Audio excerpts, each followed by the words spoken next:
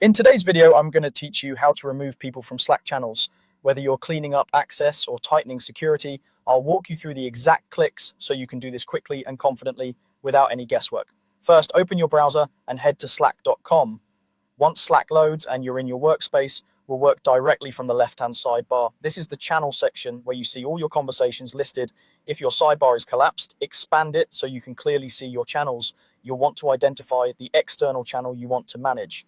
External channels, sometimes called Slack Connect channels, are those shared with people outside your organization. They usually have a distinctive icon which helps you spot them at a glance. Now, find that external channel in the list and right-click its name. This brings up a quick menu with several options tailored to that specific channel. From this menu, choose View Channel Details. Think of this as the channel's control center, where you can see information, files, and most importantly for today, the list of people who have access. Inside the Channel Details panel, click the Members section. This shows everyone currently in the channel, including guests and external collaborators. Take a moment to verify that you're removing the correct person. Accuracy really matters here, especially in shared channels. Next, locate the member you want to remove and click the three dots next to their name.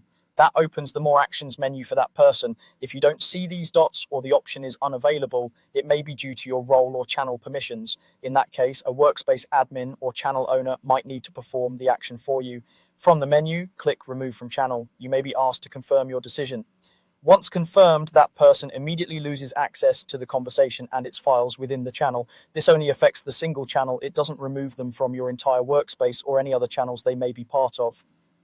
A few quick tips as you wrap up. Use this process thoughtfully for external channels to keep sensitive discussions limited to the right people. If you're unsure why you can't remove someone, double check whether the channel is managed by specific owners or has restrictions due to being shared with another organization.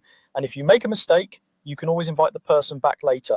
That's it. Simple, precise, and effective. Thanks for watching, and you're now ready to remove people from Slack channels with confidence.